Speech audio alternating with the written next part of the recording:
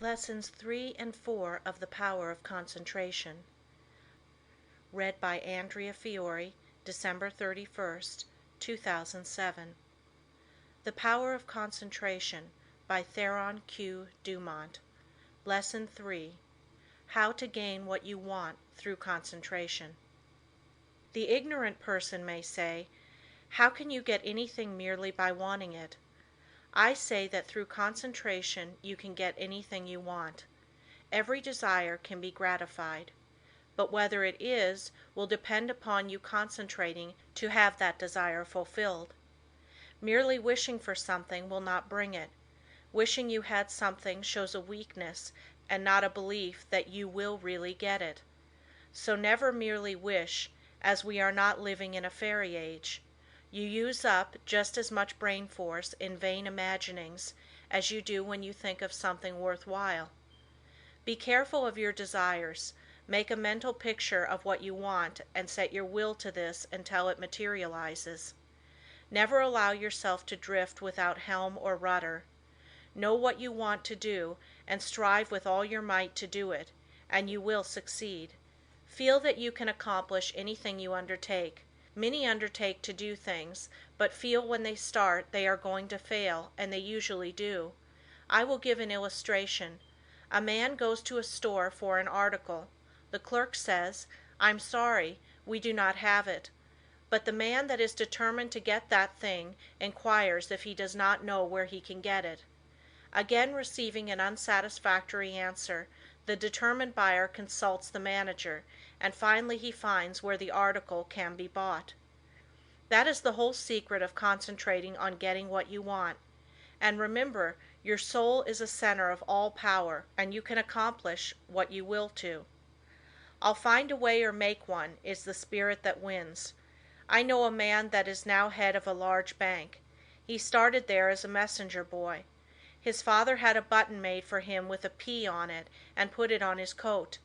He said, "Son, that P is a reminder that some day you are to be the president of your bank. I want you to keep this thought in your mind. Every day do something that will put you nearer your goal." Each night after supper he would say, "Son, what did you do today?" In this way the thought was always kept in mind. He concentrated on becoming president of that bank, and he did. His father told him never to tell anyone what the P stood for. A good deal of fun was made of it by his associates, and they tried to find out what it stood for, but they never did until he was made president, and then he told the secret. Don't waste your mental powers in wishes. Don't dissipate your energies by trying to satisfy every whim. Concentrate on doing something really worthwhile. The man that sticks to something is not the man that fails. Power to him who power exerts. Emerson. Success today depends largely on concentrating on the interior law of force, for when you do this you awaken those thought powers or forces which when used in business ensures permanent results. Until you are able to do this you have not reached your limit in the use of your forces. This great universe is interwoven with myriads of forces. You make your own place, and whether it is important depends upon you.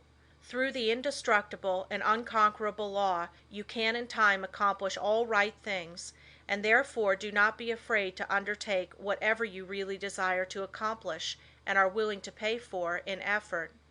Anything that is right is possible. That which is necessary will inevitably take place. If something is right it is your duty to do it, though the whole world thinks it to be wrong.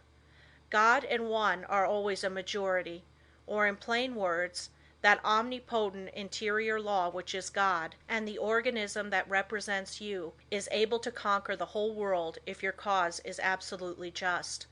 Don't say, "I wish I was a great man." You can do anything that is proper and you want to do. Just say, "You can," "You will," "You must."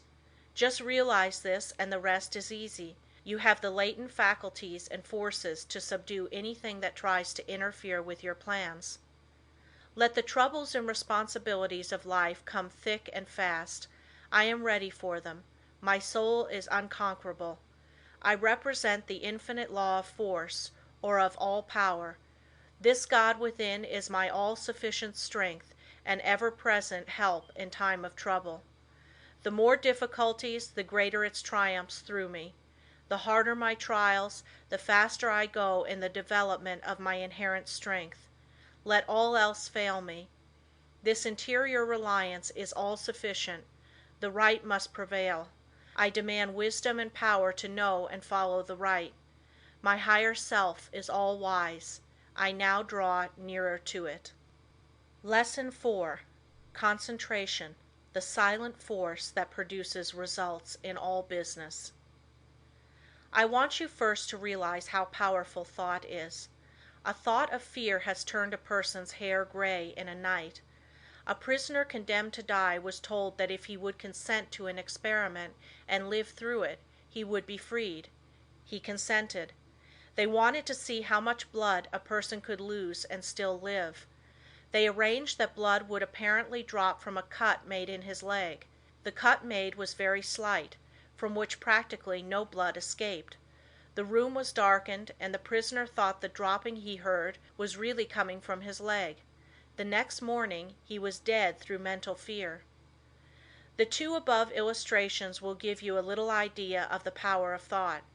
To thoroughly realize the power of thought is worth a great deal to you. Through concentrated thought power you can make yourself whatever you please. By thought you can greatly increase your efficiency and strength. You are surrounded by all kinds of thoughts, some good, others bad, and you are sure to absorb some of the latter if you do not build up a positive mental attitude. If you will study the needless moods of anxiety, worry, despondency, discouragement, and others that are the result of uncontrolled thoughts, you will realize how important the control of your thoughts are. Your thoughts make you what you are. When I walk along the street and study the different people's faces, I can tell how they spent their lives. It all shows in their faces, just like a mirror reflects their physical countenances. In looking in those faces, I cannot help thinking how most of the people you see have wasted their lives.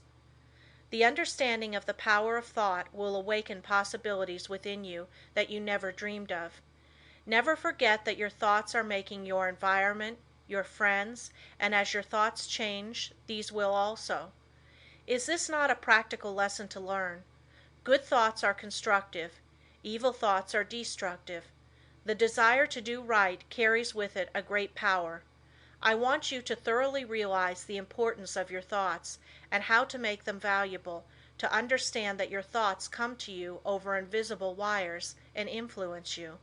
If your thoughts are of a high nature, you become connected with people of the same mental caliber, and you are able to help yourself.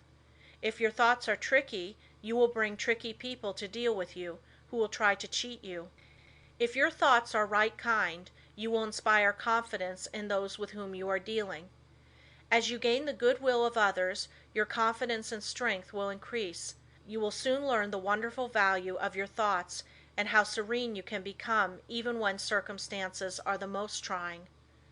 Such thoughts of right and goodwill bring you into harmony with people that amount to something in the world and that are able to give you help if you should need it, as nearly everyone does at times. You can now see why it is so important to concentrate your thoughts in the proper channels.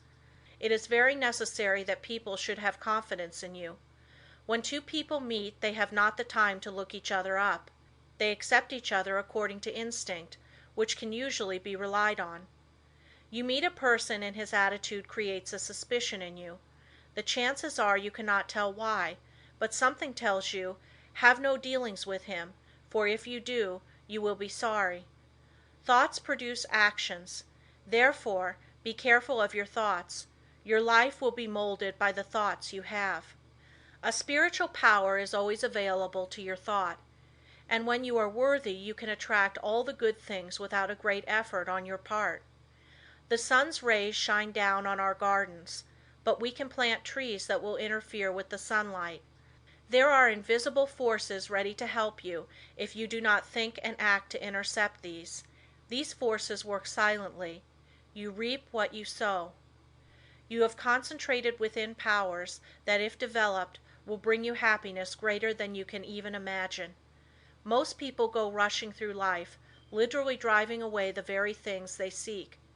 By concentration you can revolutionize your life, accomplish infinitely more and without a great effort. Look within yourself and you will find the greatest machine ever made. How to speak wisely. In order to speak wisely you must secure at least a partial concentration of the faculties and forces upon the subject at hand. Speech interferes with the focusing powers of the mind, as it withdraws the attention to the external and therefore is hardly to be compared with the deep silence of the subconscious mind, where deep thoughts and the silent forces of high potency are evolved. It is necessary to be silent before you can speak wisely.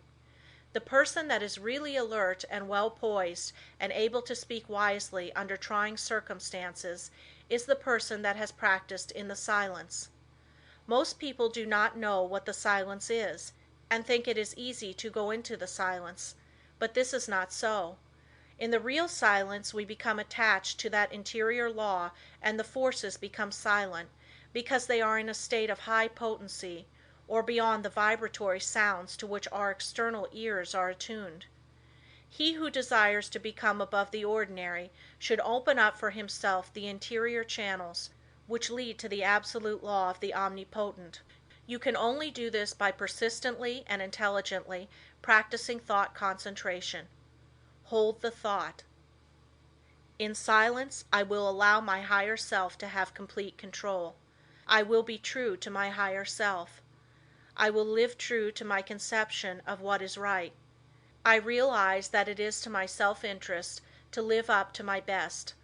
I demand wisdom so that I may act wisely for myself and others. In the next chapter I will tell you of the mysterious law which links all humanity together by the powers of cooperative thought and chooses for us companionship and friends. End of Lesson 4.